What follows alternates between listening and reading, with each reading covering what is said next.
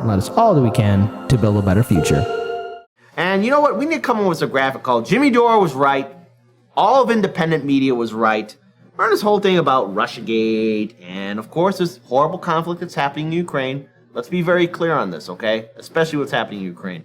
The reason why that war is happening is because it's a fight between oligarchs, not between, democracy and dictatorship. It's rich politicians playing with all of our lives. Meanwhile, we have weapons of mass destruction pointed at each other, thanks to these wonderful rich politicians that like screwing over the people. So there we go. So I want to pull up this good old tweet from Jimmy Dore, because apparently NPR is starting to do a little backpedal on what's happening in Ukraine. So let's read this little tweet.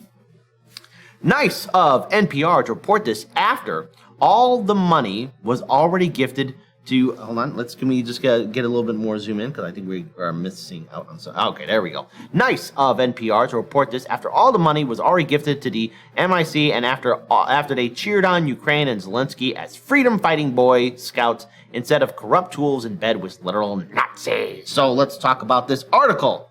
What is going on? So, this article from NPR. Corruption concerns involving Ukraine are revived as the war with Russia drags on. So, turns out mainstream media forgot to do their homework like they always do. Ukraine's President Zelenskyy dismissal of senior officials is casting an inconvenient light on an issue that the Biden administration has largely just chose not to really talk about. Since the outbreak of the war with Russia, Ukraine's history of rampant corruption and shaky governance. As it presses ahead with providing tens of billions of dollars in military, economic, and direct financial support aid to Ukraine and encourages its allies to do the same, the Biden and Harris administration is now once again grappling with long-standing worries about Ukraine's suitability as a recipient of massive infusions of American aid. Now remember, Lauren, there's no money for healthcare, no money for student debt forgiveness, no money for infrastructure, no money to do anything about climate change. Forget helping out people. Forget ending homelessness, right? Yeah, no social reforms here. Nothing. But we do have the money for Ukraine. Just don't ask about how we're going to pay for it. That's the only thing. So remember, money to bail out the banks, money for endless wars. Not just only in Ukraine, money for endless wars. But no money for you. No. You're not getting any. See, this is what I mean on the show when our politicians, when I say they don't like you, they don't think about you, they don't respect you. So if they don't respect us, I'm not going to respect them. But remember, this is what they're doing with our money, our treasury. So again, continuing on, those issues which date back, oh my God, those issues which date back, those issues that date back decades and were not an insignificant part of former President Donald Trump's first impeachment had largely pushed to the back burner in the immediate run-up to Russia's invasion during the first months of the conflict as the U.S. and its partners rallied to Ukraine's defense. But Zelensky's weekend firings of his top prosecutor, intelligence chief, and other senior officials have resurfaced those concerns and may have inadvertently given fresh attention to allegations of high-level corruption in Kiev made by one outspoken U.S. lawmaker. You know, maybe I'm getting senile, everybody. Maybe I'm having a Joe Mencia here moment, but I can remember not only in 2020, but in 2019, 2018, 2017, and Hardlands Media, Jimmy Dore, and numerous other independent media networks talked about the fact that, wait a minute, there's corruption in Ukraine. There's a lot of shaky, really concerning issues. What's going on? But after the invasion, all those articles were ignored. And not brought up again, yeah. How convenient. Because remember, and we could thank President Bill Clinton for creating this environment, for allowing corporations to buy up our media in the first place. Everything can be forgotten. We're going to pretend it didn't happen. Okay, folks? So everyone calm down. Just pretend it didn't happen. So it's a delicate issue for the Biden administration. With billions in aid flowing to Ukraine, the White House continues to make the case for supporting Zelensky's government to an American public increasingly focused on domestic issues like high gas prices and inflation, people being kicked out of their homes, cats and dogs not living together, no mass hysteria. So there we go. There has been that. There There is that. So There is the mass hysteria. there is a mass hysteria, yes, but the cats and dogs. The cats and dog. Okay. Yeah, so there we go. So I did a little twisty twist on a Ghostbusters reference, I guess. I gotta quit with the jokes. I'm having fun with this story. High-profile supporters of Ukraine in both parties also want to avoid a backlash that could make it more difficult to pass future aid packages. So see, not only is this story being covered, but there's the talk of further aid. What about our communities that are desperately struggling? U.S. officials are quick to say that Zelenskyy is well within his right to appoint whomever he wants to senior positions, including the prosecutor general, and remove anyone who he sees as collaborating with Russia. So as the article goes on, it goes into extensive detail about what's happening in Ukraine, how the administration is trying to go to bat for it, and so much more. But now I want to pull up something here too. And while we won't be able to pull up the original article from the New York Times, I did find this from the Post Millennial. So, again, an award-winning journalist from the New York Times, Brett Steffens, wrote in the New York Times on Thursday that he was wrong to label Trump supporters appalling. He admitted, too, that the Russian collusion narrative about Trump's election to the presidency in 2016 was a hoax. Like how I built up the drum beat? No? Okay, I guess I gotta stop. All right, Lauren, you gotta reel it in real quick. All right, so what are your thoughts, essentially, before we continue on with the rest of this article? I mean, I did not see this article. I don't know that I ever really believe most of the time whenever they try and say, regardless, that outside governments are trying to influence America's elections through like hacking purposes. Like, I think that there's always a lot of influence from outside governments, and people they're trying, and there's like, I believe, the bots and stuff were a thing that they found.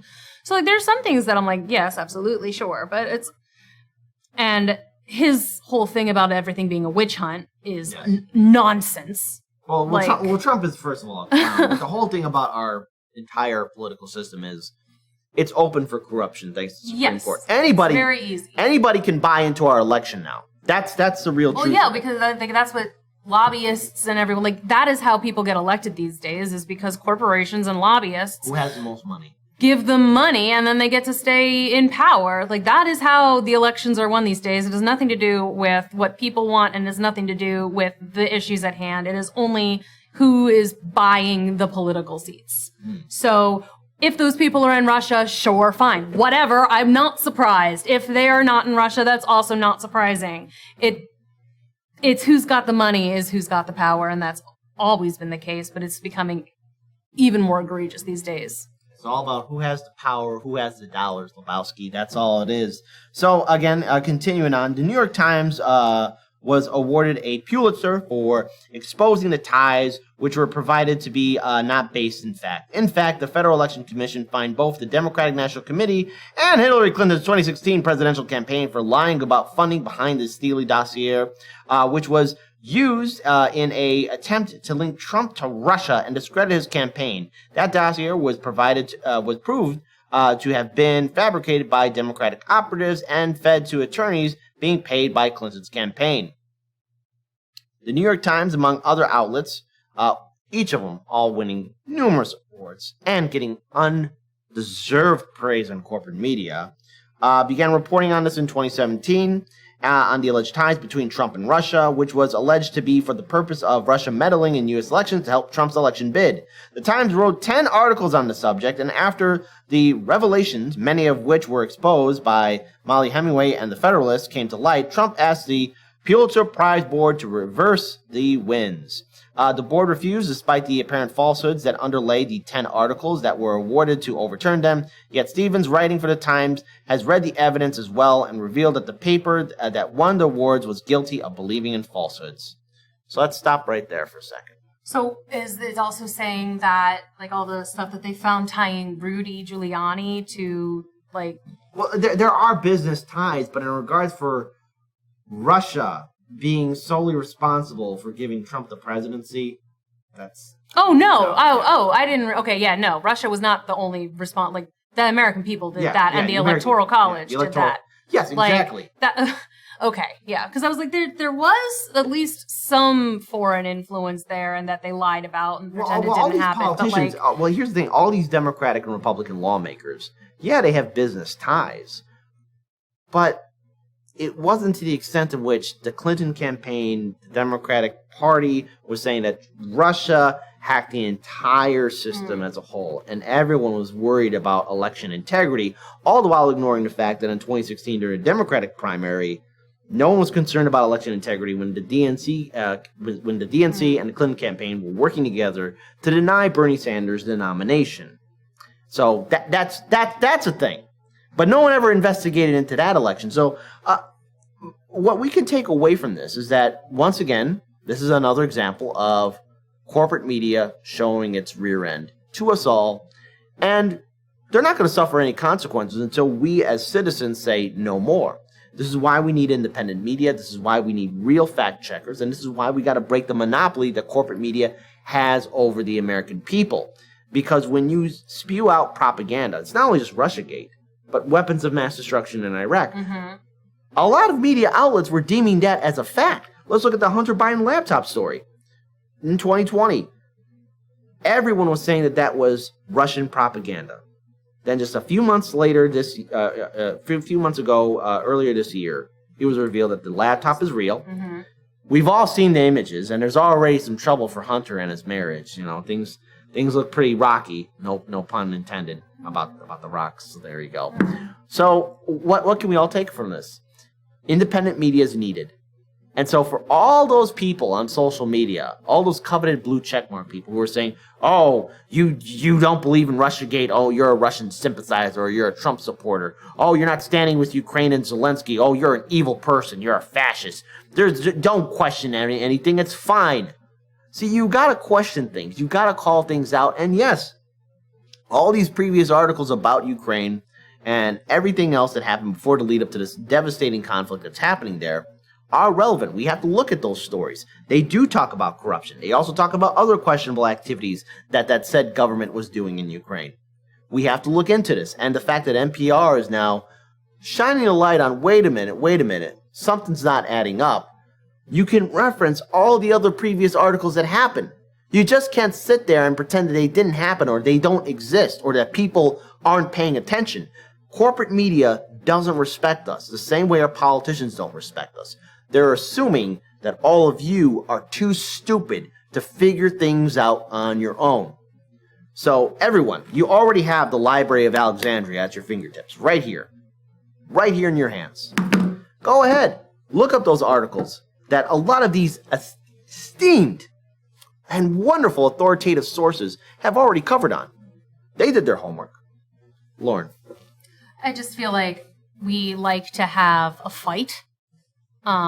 In general, media likes to promote conflict. So while you have, before the war, we're talking about the corruption in Ukraine. And we're talking about, oh, well, this is a little bit of a sketchy situation we have here. The second that Russia oversteps its bounds and starts, like, attacking people and killing civilians, we're like, oh, actually, forget all of that. Ukraine is only a good guy and needs to, like, they can't get stopped. Which, again, yes, absolutely. I am not trying to say that Russia is in the right here, or anything like that. But we have to remember that Ukraine doesn't exist in a vacuum, only to appear as a victim. They've been involved in some hinky stuff. And does that mean Putin's not involved in hinky stuff? No. That is not what that means. Those two things are not mutually exclusive. Everyone can be involved in hinky stuff. Everyone is. But we have to remember that everything exists it exists not in a vacuum. It comes from somewhere. Everything starts someplace. Exactly. And it is good to remind everybody. It's like, okay, yes. Should we, like, leave them to flounder? Not necessarily. But could we also be putting some of that money elsewhere? Possibly, yes. And after this is all over, do we just ignore some, like, the corruption that we know is there? Do we just let it keep going and festering? Or do we remind people that it exists? I'm not saying that we should necessarily keep, involving ourselves in foreign affairs as deeply as we do, because I think that we involve ourselves way too deeply in affairs that we're not asked to step into. Mm-hmm. But, it is something to at least keep in mind that, it's not that everybody involved in this conflict on Ukraine's side has Snow White, pants on. They've stepped in some shit too. Yeah, it's not all black and white. There isn't just good and evil. I mean, this isn't a Saturday morning cartoon. And look, it was all these ridiculous wars that continue on across the planet. You have to realize that there are innocent people that are suffering because of it. And all the while, these politicians are earning huge amounts of money, a huge amount of profit. And for them, it's okay to play with all of our lives. Every single politician across the world does it. And yet, corporate media, especially here in America, doesn't inform the American people about what is going on. I mean, Libya has become this open slave market. Syria is still suffering from the devastating civil war. You have, of course, the conflicts of Iraq and Afghanistan. Well, Mexico is still dealing with, immense issues from the cartels. There is a reason that people keep trying to come here. I know so many people who have family in Mexico whose their families are actually dying because they're trying to get to America, but they get caught by cartels and killed. We're not talking about that nearly as much as I feel like we should be talking about it. It's like there's a reason people try to come as refugees to America. And, it's dangerous everywhere. And we're not talking about any of that. We want to have an underdog. We want to have good and evil. We want to have something that's easy to maintain, who's the good guy, who's the bad guy. And real life does not work that way. And when we can't have, and when we find something that looks like you can twist it into something that's a good guy or a bad guy, it's really easy to pretend that somebody's had a redemption arc. But meanwhile, it's civilians who are in trouble and the civilians who are getting hurt.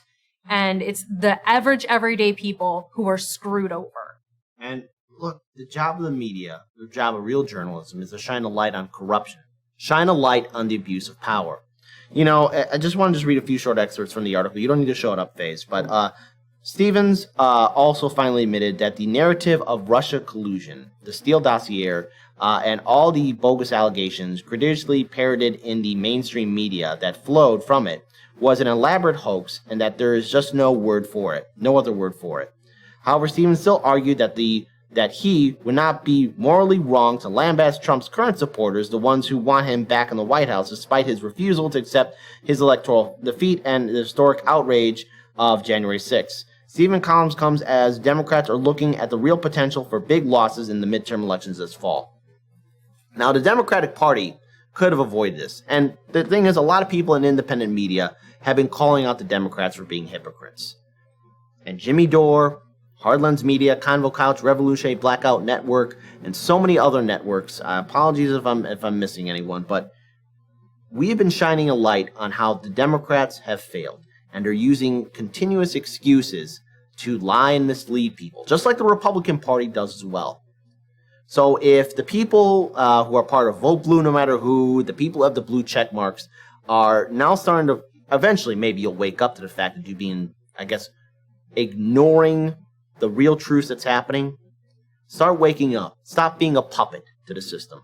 And if it enrages you that Jimmy Dore and the rest of independent media was correct on calling Russiagate a hoax, correct on calling out this ridiculous conflict in Ukraine, you got to look yourself in the mirror and ask yourself, how many more times are you willing to lie to yourself in order to make yourself feel better? Because right now, we still have endless money for wars and bailing out Wall Street. We just don't have any money for the people. And that's why Hardlands Media exists. That's why the rest of independent media exists, to speak truth to power and to empower people to make your own decisions.